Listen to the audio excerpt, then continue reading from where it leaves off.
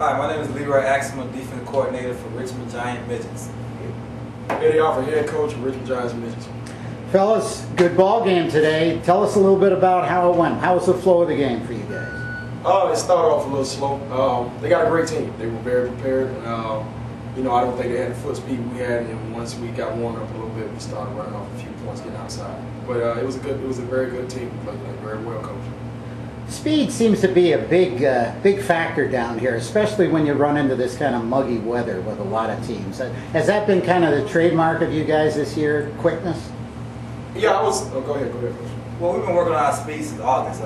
We did different speed camps and 7-on-7, but our kids got a lot of speed, and a lot of teams don't recognize our speed until we actually get on the football field and go play against them.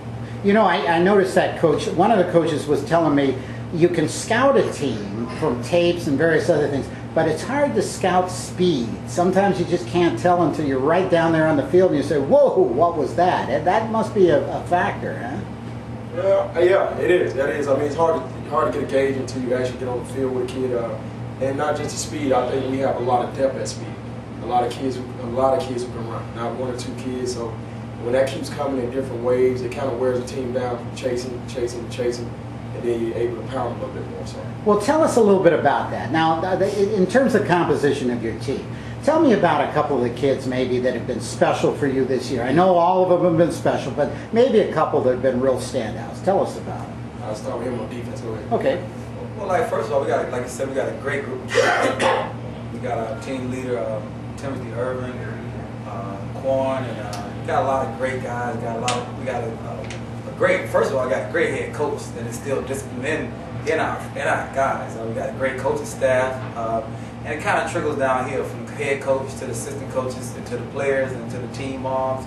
And we got, like I said, we got a lot of discipline, practice discipline, and we just got a great group of guys. It seems like the kids really pick up on that. When they sense that everybody has that commitment, the adults, the coaches, everybody who's supporting them, they seem to buy into that system too. Is that correct, Coach? Yeah. It's a program. I mean, like you said, you got to have a good, strong parent group, a coaching staff, and everybody's saying the same voice. They believe in a program. If a kid doesn't believe in what you're doing, it's really tough to get through the tough times. And we had a long, tough road to get here. We was down, probably prior to getting it, down our last 3 games, and we had to come from behind. So that makes it tough. That builds character. But it's one program. Everybody's needed, from a parent to the head coach, to the assistant coach, to the kids. So everybody's one. That sounds great. Now, we have one other thing before we go over to offense.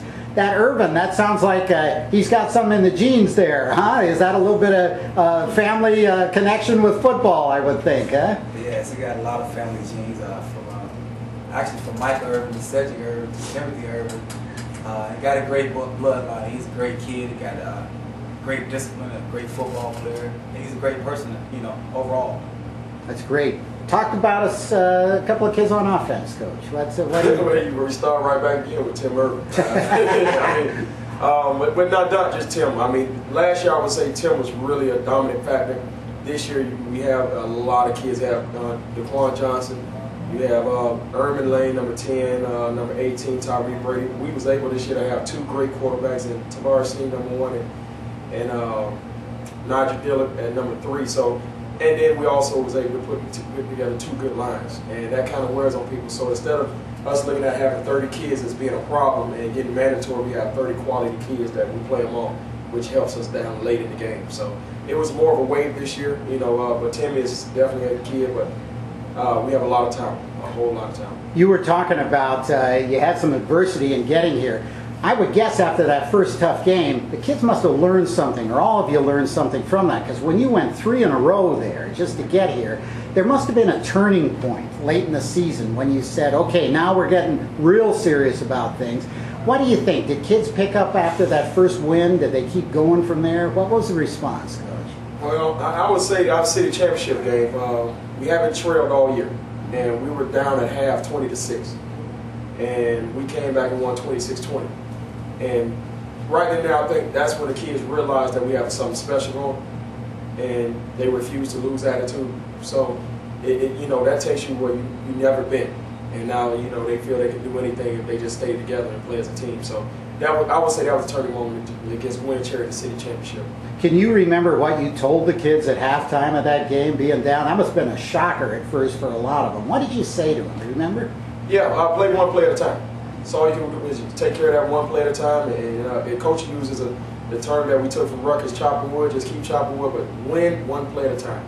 Break the game down and don't worry about the score. You just keep playing, and before you know it, moves right back in it. So keep playing one play at a time. That sounds great. Now, anything that you're planning different for the championship game? Any new wrinkles, or what do you think about that? I don't think, and coach said the same. It's about trying to keep things as normal as possible. It's going to be a lot of hoopla going around, so you want to keep the kids at a level head and play the same football you've been playing. And that field's still 100 yards long and 50 yards wide. So keep doing what you've been doing. I think everything around is for the family and for the friends, but you still got to go out there and execute and play fundamental football. You want to add something to that? Well, you know, like I said, like the coach said, we're going to keep it simple. What we did to get here, we're going to continue doing, and we're going to work hard, keep instilling the discipline, and go from there. And hopefully on Saturday, you know, we'll come out victorious.